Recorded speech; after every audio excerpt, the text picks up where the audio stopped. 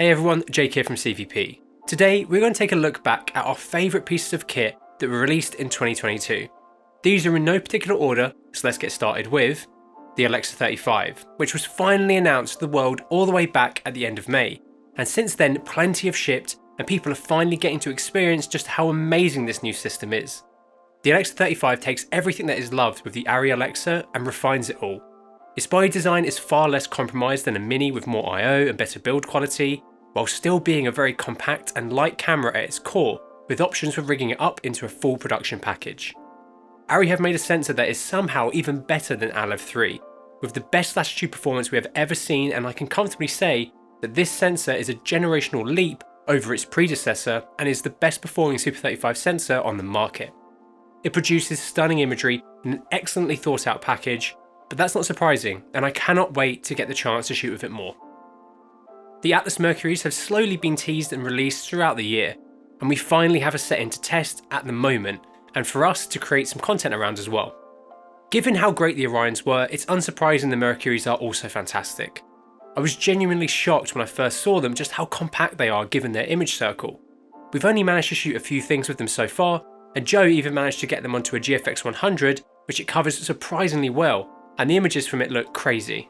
Safe to say these will be very popular once they start shipping, and I can't wait to capture some more imagery with them. Let us know what you want us to film in the comments below.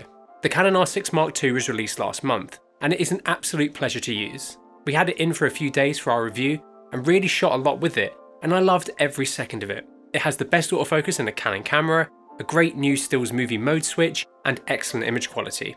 I've grown up shooting Canon. My first Canon was a 500D, and I still own a 7D, 5D Mark II and 5D Mark III, and I can use those cameras very fast. To me, this camera feels like the leap from 5D2 to 5D3. It's a night and day difference when it comes to usability compared to the original Mark I. The images it produces are impressive, and so is the camera's ability to keep out of the way and just let you capture easily.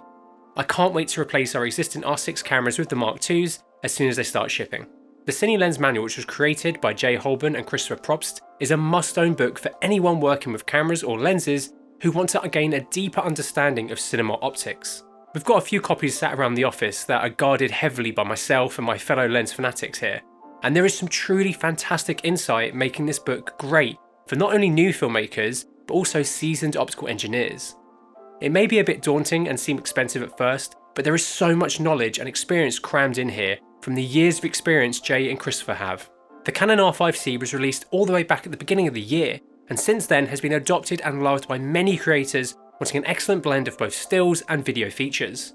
This was mainly thanks to Canon introducing the Cinema EOS menu system into the camera alongside the regular Canon stills menu system, both of which are accessible from the flick of a switch.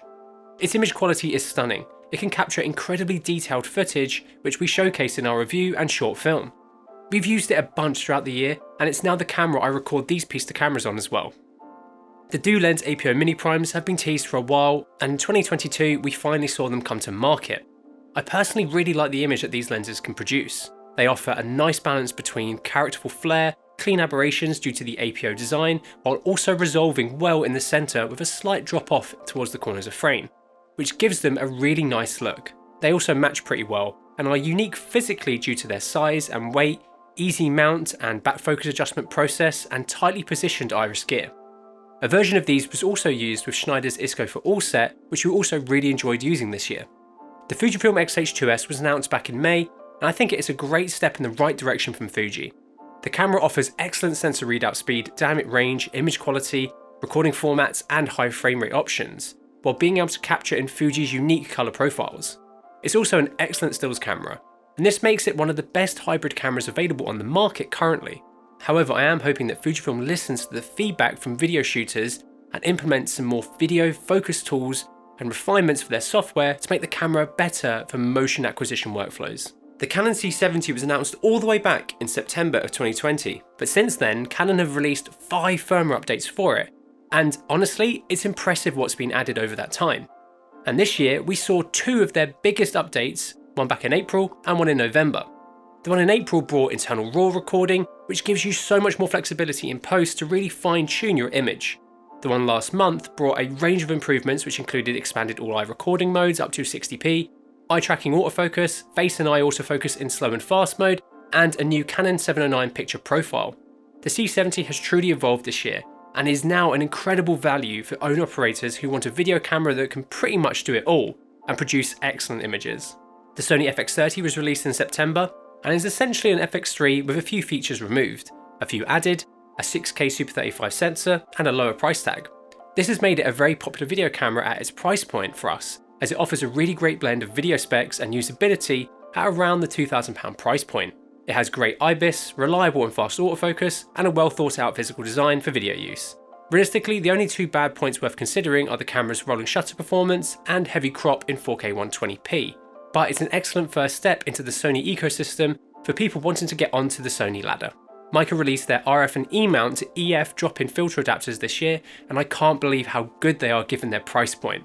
We compared their RF one to the other RF mount options, but their E mount version takes what's great from the RF one and makes it even better. It feels a touch better built, and the dial for adjusting the ND feels like it has a bit more resistance to it. And these new filter cases are genius for travelling with the adapter and multiple filters.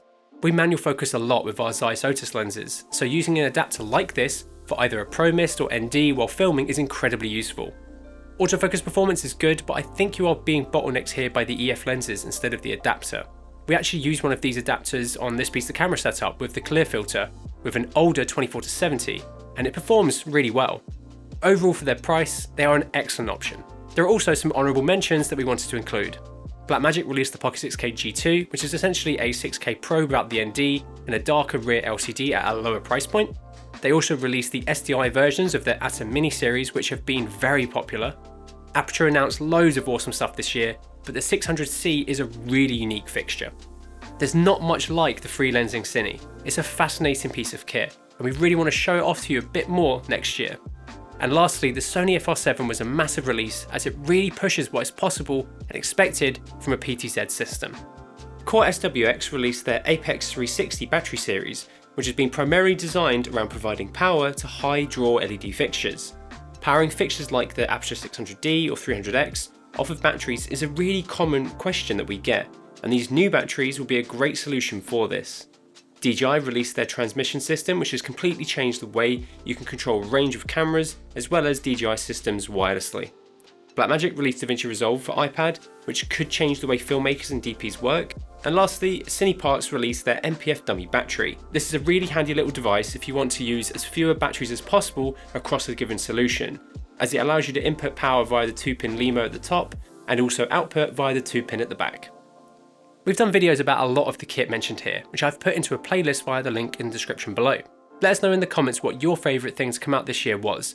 And I just want to say thank you for watching this year. We really appreciate the amazing community we are trying to build, so thank you for being a part of it.